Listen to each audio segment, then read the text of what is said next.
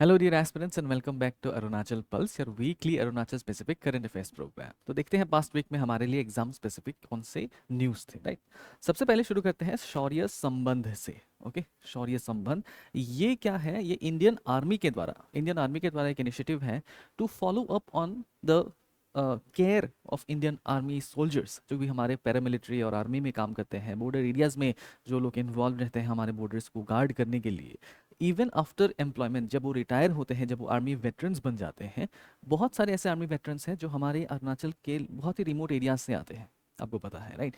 जो after retirement they go back to this remote areas, लेकिन remote areas पे जब वो लोग वापस चले जाते हैं आफ्टर रिटायरमेंट, उनके पेंशन बेनिफिट्स, उनके डॉक्यूमेंटेशन, उनके जो राइट्स हैं एज फॉर्मर आर्मी पर्सनल, उनके ये राइट्स जो है कभी कभी उन्हें मिलने में मुश्किल हो जाती है। मुश्किल क्यों हो जाती है? प्योरली बिकॉज यहाँ पे जोग्राफिकल एक्सेस जो उनको नहीं मिल पाता है, because of remote areas, digital access नहीं मिल पाता है, right. All of these things, इसके वजह से आर्मी क्या कर रही है, आउटरीच प्रोग्राम आर्मी ऑर्गेनाइज करती है from time to time. The name is Shaurya Sambandh. तो इस शौर्य संबंध से क्या किया जाता है, जो भी हमारे एल्डरली पेंशनर्स हैं इंडियन आर्मी के या फिर आसाम राइफल्स के, या फिर जो हमारे विडोज़ हैं, जो हमारे मदर्स हैं जिन्होंने अपने बेटे या बेटी को खोया है in the line of duty, तो उनको जो है अपने राइट्स दिलाने के लिए, वेरिफिकेशन कराने के लिए ये शौर्य संबंध ऑर्गेनाइज किया गया है by the Indian army. It is a veterans outreach programme. इस बार ये वेटरन्स आउटरीच प्रोग्राम जो है आपके सियांग डिस्ट्रिक्ट में हुआ है, अपर सियांग में, ट्यूटिंग में।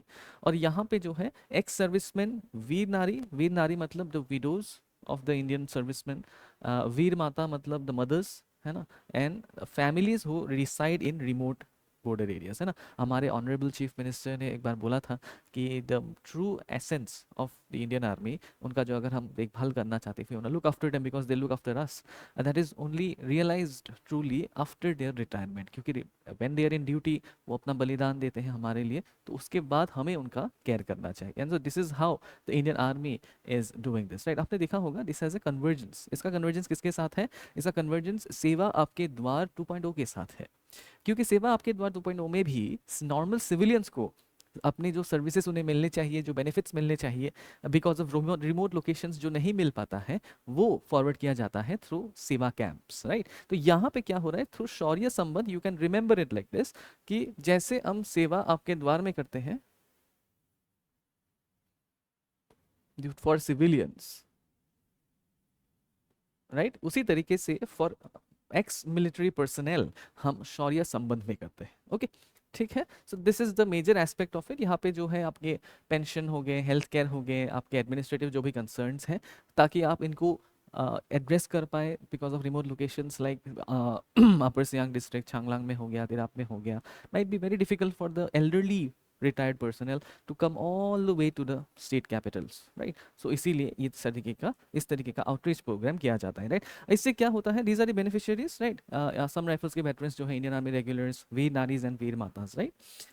बेनिफिट्स क्या है, देखिए, as long as the army personnel हुआ रिटायर्ड, जिनको अपने बेनिफिट्स मिलते हैं, वो भी अपने बेनिफिट्स के थ्रू क्या कर सकते हैं, पोस्ट आर्मी लाइफ एक लाइवलीहुड जनरेट कर सकते हैं। अगर आप post army life livelihood generate कर पाते हैं, what will happen, border areas में जो ये रिमोट एरियाज है, उन्हीं की वजह से क्या जा रहा है, बॉर्डर एरियाज में डेवलपमेंट होगा, वहाँ पे लोगों का परचेजिंग पावर बढ़ेगा, राइट, और इकोनॉमी डेवलप होगी। So it has a very good essence as far as economic dimension is concern, right. इसके साथ साथ सिविल मिलिट्री सिनर्जी होगा। It should not be simply कि आर्मी में जब तक आप काम करते हैं तभी आपको जो है सब बेनिफिट्स मिलते हैं, उसके बाद आर्मी आपका देखभाल ख्याल नहीं रखती, ऐसा नहीं होना चाहिए, राइट। सो इस तरीके से जो है ट्रस्ट बढ़ता है हमारे लोकल लोगों में, तब हमारे जो लोकल यूथ हैं वो भी आर्मी में ज्वाइन करना चाहेंगे, they will also be want to be a part of the nation's national security, right? So all of these things have very important dimensions as far as our syllabus is concerned. This इसके correlation हम किसके साथ कर सकते हैं कि शौर्य संबंध directly supports vibrant villages program, शौर्य संबंध directly supports border area development program, right? Okay, so these are the major dimensions. यहाँ पे एक prelims practice question दिया गया है, इसका आंसर आप comment section में दे सकते हैं। Okay, next we are talking about Bomdila Connect. Bomdila Connect recently organized हुआ था तवांग में, and the major aspect of this was a cultural festival to showcase the variety of the entire diversity around the entire diversity around Tawang, and to showcase the unity within it, right? Special बात यहाँ पे क्या है, इसे organise जो किया गया था बोमडिला टूरिज्म सोसाइटी के साथ, रेडियो कामिंग के साथ, है ना, supported by also the Gorkha rifles, okay, 49 Gorkha rifles, right. So it was a carnival of heritage, harmony and hospitality, ठीक है। तो बोमडिला कनेक्ट हमारे लिए उस पर्सपेक्टिव से इंपॉर्टेंट हो जाता है। Also the focus here was to revive the tourism of West Kameng. ना वेस्ट कामेंग का टूरिज्म जो है, ड्यू टू द रीजंस, जैसे कि नेचुरल डिजास्टर्स हो गए या फिर कनेक्टिविटी इश्यूज हो गए, लाइक इवन इफ वी सी कि टूरिज्म तो जनरली हाई रहता है, बट ओवर टाइम जो है थोड़ा बहुत स्टेगनेट होने में आ गया था। सो उसे रिवाइव करने के लिए इस तरीके के प्रोग्राम्स ऑर्गेनाइज किए जा रहे हैं, राइट।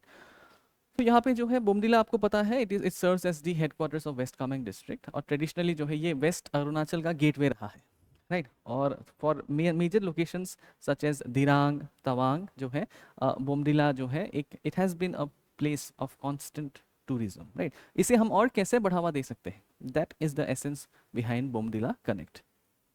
यहाँ पे जो सिग्निफिकेंस हम देख सकते हैं, देखिए इसका एक थीम है, one route one purpose, promoting tourism and preserving our pride. Actually ये जो थीम है, वन रूट वन पर्पस, मतलब क्या, बोमडिला कनेक्ट पे जो आपका बोमडिला तक कनेक्ट करने वाला रोड है, हाईवे है, वहाँ पे एक प्रोसेशन चलाया गया है कार्निवल की तरह, जहाँ पे सब कुछ जो है डिस्प्ले किया जा रहा है। इस डिस्प्ले का हमारे लिए what is more important here is what is being displayed, and इनके बारे में थोड़ा कल्चरल पर्सपेक्टिव से हम सीख लेंगे, राइट।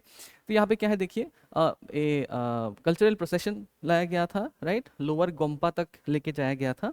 ट्रेडिशनल परफॉर्मेंस यहाँ पे Monpa yak dance, okay, please remember, ये सब चीज़ें जो है हमारे लिए इंपॉर्टेंट है। Monpa yak dance, Aji Lhamo, and cultural presentations by the Hrusso, that is Aka tribe, है ना, Sajolang, that is Miji, and Gorkha communities, right. तो यहाँ पे बहुत ही ज़्यादा हमारे अलग अलग कम्युनिटीज़ के डाइवर्स सेलिब्रेशंस में देखने को मिले, राइट। इनके बारे में थोड़ा बहुत ज़रूर देख के रखिएगा, राइट। और स्कूल स्टूडेंट्स ने भी होलिस्टिक पर्सपेक्टिव से इसे ऑर्गेनाइज किया गया था। तो स्कूल स्टूडेंट्स ने भी यहाँ पे, बिकॉज ऑफ ये जो समागम हुआ है, यहाँ पे डिस्प्ले किया अपने प्रोजेक्ट से कि कैसे आप वेस्ट सेग्रीगेशन कर सकते हैं। So are you understanding, Bomdila connect is not simply culture, it is sustainable culture, it is green culture, है ना, कि जैसे हम एनवायरमेंटली सस्टेनेबल एस्पेक्ट्स को कल्चर के साथ इंटीग्रेट करके लोगों में अवेयरनेस भी फैलाते हैं। Are you understanding? सो इसीलिए ये बहुत ज़्यादा सिग्निफिकेंट है, राइट। यहाँ पे गेशे लोब्सांग नोरबू जो है, उन्होंने 1.5 लाख ट्रीज प्लांट किए हैं अभी तक, तो उन्हें भी रिकग्नाइज किया गया, फेलिसिटेट किया गया, right. Okay, so that was about Bomdila connect. अब बाकी आपको सस्टेनेबल टूरिज्म इससे प्रमोट होगा, कल्चरल प्रिजर्वेशन, क्योंकि हम सारे के सारे जो हमारे इंटेंजिबल हेरिटेज है उसे शोकेस करते हैं इस तरीके के कार्निवल में, right. And collaborative governance, because यहाँ पे सिविल सोसाइटी है, आर्मी इन्वॉल्व है, लोकल कम्युनिटीज इन्वॉल्व है, जैसे कि बोमडिला टूरिज्म सोसाइटी वो भी इन्वॉल्व है, right. So it shows a holistic collaboration between different entities of our society, right? Okay, right, इसके बेसिस पे एक प्रीलिम्स प्रैक्टिस क्वेश्चन दिया गया है, इसका आंसर आप कमेंट सेक्शन में दे सकते हैं, राइट। फर्स्ट वेटरनरी पॉलीक्लिनिक खोला गया है अरुणाचल में, okay. So first veterinary polyclinic खोला गया है, it is in the Abotani colony, Itanagar में, okay. It has been recently inaugurated. It's a very important achievement, एक बहुत ही important institution है अरुणाचल के लिए। स्पेसिफिकली हम देखेंगे when in the recent times farmer income पे बहुत जोर दिया जा रहा है, लाइवलीहुड डाइवर्सिफिकेशन पे बहुत जोर दिया जा रहा है, तो उसके वजह से veterinary as a entire section हमारे लिए इंपॉर्टेंट हो जाता है। और इट इज़ वेरी इंपॉर्टेंट कि ऐसे जो इंस्टीट्यूशंस हैं ये हमारे स्टेट में हो, दूर दराज के अलग दूसरे दूसरे स्टेट में होंगे, तो क्या करना पड़ेगा आपको, जब भी एनिमल्स का इलाज करना पड़ता है आपको दूर दूर जाना पड़ेगा, खर्चा बढ़ जाएगा आपका, और आपके जो यील्ड है एनिमल्स से वो भी कम हो जाएगा, because they might not survive the journey, right. इन सब चीज़ों को देखते हुए इसी एस्टैब्लिश करना, the first veterinary polyclinic establish करना हमारे लिए बहुत ही इंपॉर्टेंट है, राइट। सो इसके बारे में थोड़ा देखते हैं। इट्स अराउंड 3.2 करोड़, ये सब इतना ज़्यादा इंपॉर्टेंट नहीं है। ईटानगर कैपिटल रीजन में एस्टैब्लिश किया गया है, you can note that down. यहाँ पे क्या दिया जाएगा, what is the significance of this, देखिए स्पेशलाइज्ड वेटरनरी सर्विसेज होंगे यहाँ पे, ठीक है, डायग्नोसिस होगा, स्पेशलाइज्ड सर्जरी यहाँ पे हो सकता है। इसके साथ साथ ये एक referral veterinary health care facility बन सकता है, right. It will give you access to quality health care for your livestock, companion animals and other domestic animals.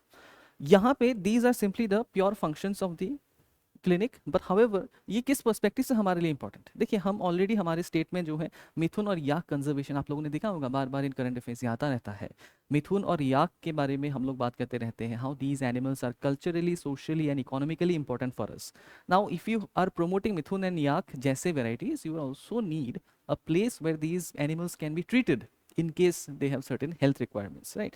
So यहाँ पे this from that perspective the veterinary clinic is important. इसके साथ साथ देखिए the one health approach, आजकल की दुनिया में इंटरनेशनली जो है animal health and human health, specially after epidemics like Covid, जो पेंडेमिक हुआ था, कोविड के बाद से हमने रियलाइज करना शुरू किया, इवन बिफोर दैट ये बात चल रही थी, but after Covid it became more prominent कि एनिमल हेल्थ को और ह्यूमन हेल्थ को जो है आप इतना ज़्यादा सेपरेटली नहीं देख सकते, है ना? क्या होता है? बिकॉज ऑफ जूनोसिस, है ना? जूनोसिस मतलब क्या है? जूनोसिस मतलब diseases that spread from animals to human beings.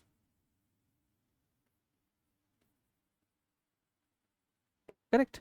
तो ये जूनोसिस के रहते आजकल के दुनिया में देखा जा रहा है, बहुत सारे जूनोटिक केसेस हो रहे हैं, right? And one health is a primary example of how we can do an integrated health care approach instead of simply segregating animal health care एक साइड में और ह्यूमन हेल्थ केयर एक side में। Human health care को ही primary priority दिया जाएगा, animal health care को प्रायोरिटी नहीं दिया जाएगा। That approach is now an older approach, उस अप्रोच को हम फॉलो नहीं करते। टुडे गवर्नेंस में आप लोग देखेंगे वन हेल्थ अप्रोच को फॉलो किया जाता है, जहाँ पे बोला जाता है एनिमल ह्यूमन हेल्थ सब इंटीग्रेटेड है।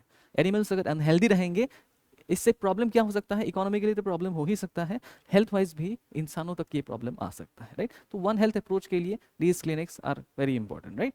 और इसके साथ साथ देखिए, अगर आप वेटरनरी क्लिनिक इस्टेब्लिश करते हैं तो लोकली आप क्या कर सकते हैं, अपने हमारे जो एलाइड सर्विसेज के फार्मर्स हैं, हमारे जो यूथ हैं, उन्हें हम ट्रेनिंग दे सकते हैं कैसे अपने एनिमल्स की देखभाल करें।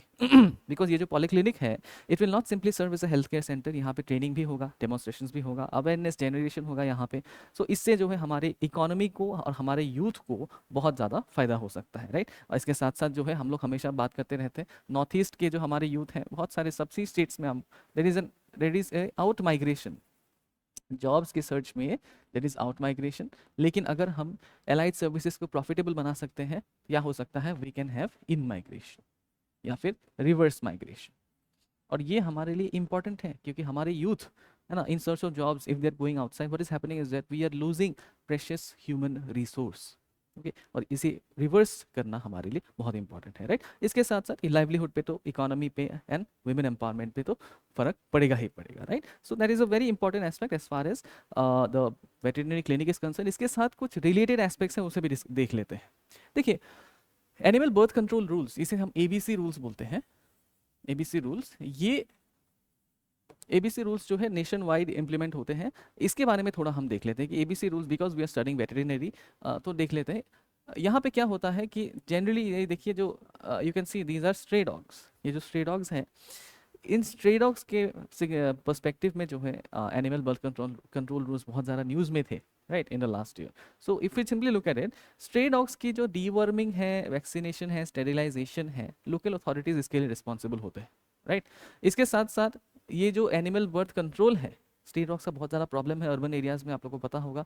There are lot of cases of stray dogs being bitten, stray dogs biting human beings and stray dogs being tortured by human beings. तो एक बहुत ही कॉम्प्लेक्स पैराडॉक्स यहाँ पे बना हुआ है कि एनिमल राइट्स एक साइड में है और humans health security, child security एक साइड में है, राइट? सो दोनों पर्सपेक्टिव से एनिमल बर्थ कंट्रोल रूल्स हमारे लिए बहुत इंपॉर्टेंट है। इसके साथ साथ जो फेरल हैं, कैट्स हैं, जैसे वाइल्ड कैट्स होंगे या फिर जो एक टाइम पे डोमेस्टिकेटेड थे, अभी छोड़ दिए गए हैं, इन्हें वैक्सीनेट करना, इम्यूनाइज करना, इन सब चीज़ों का एबीसी रूल्स में मेंशन है। रैबिट डॉग्स को आप कैसे ट्रीट करेंगे, रैबिट एनिमल्स को कैसे ट्रीट करेंगे, right? All of these things are mention in animal birth control rules. Okay, right, so that is also significant, इसलिए मैंने सोचा थोड़ा डिस्कस कर लेते हैं यहाँ पे, राइट? इसी के बेसिस पे प्रीलिम्स प्रैक्टिस क्वेश्चन दिया गया है, इसका आंसर आप कमेंट सेक्शन में दे सकते हैं। ओके, रिवॉच as a global research hub. तो रिवॉच के बारे में आपने देखा होगा, अगर if you are following the paper, रिवॉच is always in the news, है ना? हमारे स्टेट की जो कल्चरल डाइवर्सिटी है, इट इंश्योर्स कि रिवॉच जैसा एक कल्चरल और heritage centre, like it is always in the news. तो इसके बारे में देखते हैं। लेफ्टिनेंट जनरल पटनायक जी ने रिसेंटली मेंशन किया है that rewatch not only regional, not only state specific, लेकिन एक ग्लोबल रिसर्च हब बन सकता है। रिसर्च क्या है, सॉरी, रिवॉच क्या है? Rewatch is the research institute of world's ancient traditions, cultures and heritage. Okay, और रिवॉच का बोला क्या जा रहा है कि instead of rewatch you can have यूवॉच, a universal है ना, एक universal, you for universal, universal आप क्या कर सकते हैं, ancient traditions, cultures and heritage centre इसे बना सकते हैं, that is the potential of it, right. So let us C rewatch क्या है। रिवॉच जो है 2009 में रोइंग लोअर दिबांग वैली में एस्टैब्लिश किया गया था। ये नॉन प्रॉफिट एक रिसर्च ऑर्गेनाइजेशन है जो प्रिजर्वेशन एंड प्रमोशन पे depend, promotion of traditions and cultural heritage इस पे फोकस करता है ना। हमारे इंस्टीट्यूशन, हमारे स्टेट के लिए तो बहुत ही ज़्यादा इंपॉर्टेंट है। It works closely with tribal communities and academic institutions. और ये क्या करते हैं, not only do they conserve and preserve tribal knowledge, इसे डॉक्यूमेंट करते हैं, है ना, इसके स्पेसिमेंट्स को अच्छी तरह स्टोर करते हैं, बट ऑल्सो अवेयरनेस स्प्रेड करते हैं, राइट। सो रिवॉच as a institution is very important for us, right. यहाँ पे क्या होता है देखिए, ट्राइबल फोकलोर, ऑरल ट्रेडिशंस है, आपको पता होगा हमारे जो ट्राइब्स हैं, बहुत सारे हमारे ट्राइब्स की जो रिच हिस्ट्री एंड कल्चर है, ये बहुत ज़्यादा टाइम पे क्या होता है, it is not written, written script में नहीं रहता है, ऑरली ट्रांसमिट होता है। जब फेस्टिवल्स में मनाए जाते हैं, जैसे कि लोंगटे फेस्टिवल या फिर आपका जो दोंगिन फेस्टिवल है, इन सब फेस्टिवल्स में elders come together, different generations come together, and one after the other different generations come together, and through word of mouth and stories ये जो है younger to younger generation तक spread होता है। तब ये अच्छी बात है, because it shows community connection, है ना, लोगों में जो लगाव होता है उसके बारे में ये दिखाता है। हावेवर अगर हम इसे ट्रूली प्रिजर्व करना चाहें, किसी भी ट्रेडिशन को ट्रूली प्रिजर्व करना चाहें, we will have to ensure कि यहाँ पे एक इंस्टीट्यूशन हो जो इस प्रिजर्वेशन का काम करे, राइट। सो ऑरल हिस्ट्रीज को रिटन हिस्ट्री में कन्वर्ट करना, या फिर उनके जो फोकलोर है उन्हें रिटन फोकलोर में कन्वर्ट करना, और इंडिजिनस लैंग्वेजेस को प्रिजर्व करना, ये सब काम रिवॉच करता है, राइट। इसके साथ साथ रिसर्च होता है कि कैसे ये जो इकोलॉजिकल नॉलेज है ये कैसे आया, आपको पता होगा ट्रेडिशनल नॉलेज सिस्टम्स बोल के एक चीज़ है, ट्रेडिशनल नॉलेज सिस्टम, है ना, there is something called traditional knowledge system. ये क्या होता है, ये इट इज़ वेरी सिंपल, हमारे सदियों से चलते आए जो एक्सपीरियंस है हमारे लोगों में, हमारे कल्चर्स में जो एक्सपीरियंस आया है from very very long time, ये एक्सपीरियंसेस हमें कुछ वे ऑफ लाइफ बताते हैं। कि फॉर एग्जांपल आपको खेती कब करनी चाहिए, करने के पहले आपको हल कब चलाना है, कैसे चलाना है, हार्वेस्ट करना है तो हार्वेस्ट कब करना है, दीज आर ट्रेडिशनल नॉलेज। इसका कोई हैंडबुक नहीं था पहले। जो हमारे परदादा हैं, उनके भी पहले जो लोग हैं, उन्होंने अपने एक्सपीरियंस से, अपने फ्यू प्रीवियस जनरेशन के नॉलेज से ही ये सब चीज़ें सीखी थी, और यही हमारा वे ऑफ लाइफ बना, राइट। सो ये ट्रेडिशनल नॉलेज सिस्टम्स के ऊपर भी रिसर्च रिवॉच करता है, right. So all of these things along with publication of research work, spreading awareness, seminars conduct करना, ये सब करता है, राइट। सो इसीलिए जो है रिवॉच सिग्निफिकेंट है, क्योंकि ये इनटेंजिबल कल्चरल हेरिटेज को सेफ गार्ड करता है ना। टेंजिबल मतलब क्या होता है, जिसे आप छू सकते हैं, जो फिजिकली प्रेजेंट हो, tangible.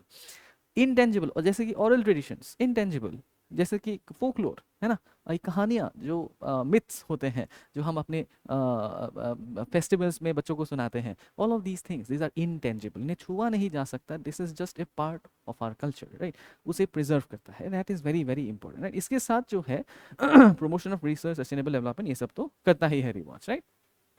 UNESCO convention for safeguarding of intangible cultural heritage 2003, ये इंपॉर्टेंट है इसके साथ, इसलिए मैंने यहाँ पे इंक्लूड कर दिया है। इसके साथ साथ जो है सस्टेनेबल डेवलपमेंट गोल्स, ये हमारे लिए इंपॉर्टेंट हो जाता है। कैसे, if you want to spread awareness and conserve, आपको क्या करना पड़ेगा, क्वालिटी एजुकेशन देना पड़ेगा, sustainable cities and communities establish करना पड़ेगा, एंड लाइफ ऑन लैंड को आपको प्रिजर्व करना पड़ेगा, राइट। सो दीज आर को रिलेटिव डायमेंशंस, मैंने यहाँ पे इंक्लूड कर दिया है। इसी के बेसिस पे प्रीलिम्स प्रैक्टिस क्वेश्चन दिया गया है, इसका आंसर आप कॉमेंट सेक्शन में दे सकते हैं, right. Okay, so this is it for this week, and we'll see you again next week. Thank you.